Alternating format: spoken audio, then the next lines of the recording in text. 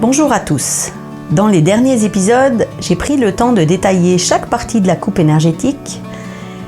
Si vous ne les avez pas encore entendus, je vous invite à les découvrir.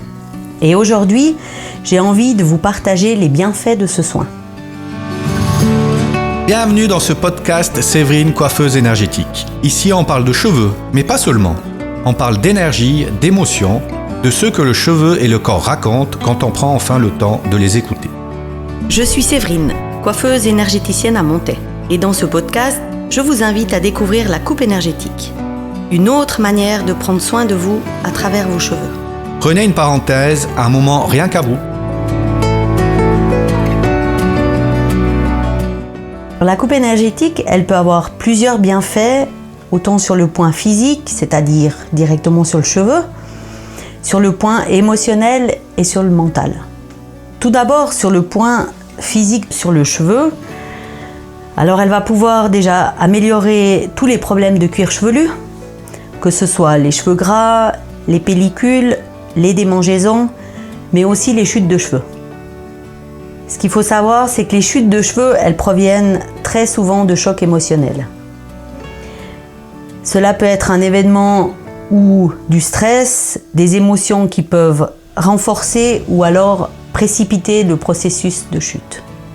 Avec la coupe énergétique et ses vibrations qui vont stimuler la papille, il se peut, on n'est pas magicien non plus, mais il se peut que des cheveux repoussent. Et aussi, ça peut ralentir la chute. Sur le cheveu, on va retrouver un cheveu qui est beaucoup plus souple et déjà beaucoup plus facile à coiffer. Il sera plus brillant, plus fort et il va repousser plus vite. Sur un cheveu qui est bouclé, ça va redonner une boucle qui est beaucoup plus souple. Pour les cheveux qui sont un peu plus fins et plus plats et qui ont moins de vie, en fait, ils seront beaucoup plus volumineux et beaucoup plus vivants après. Le cheveu, il aura beaucoup plus de corps. Pour ce qui est de l'émotionnel, c'est plus subtil. Cela peut libérer des tensions qui ont été emmagasinées ou alors remonter à la conscience certaines émotions qui sont bloquées.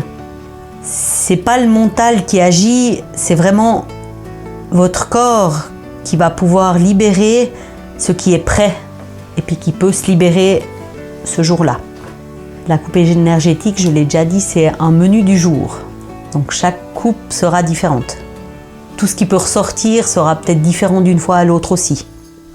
Chaque séance, chaque soin, chaque coupe est une découverte. Et parfois, elle peut être surprenante, mais elle sera libératrice.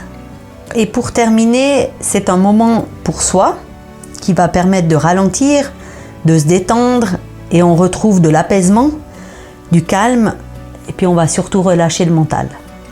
Ces vibrations, elles vont faire circuler l'énergie dans tout le corps qui est distribuée par les méridiens qui suivent, eux, un cycle de 24 heures et chaque méridien est relié à un organe ou un viscère. Cette énergie est stimulée par la vibration qui réorganise en douceur les fonctions de l'organisme.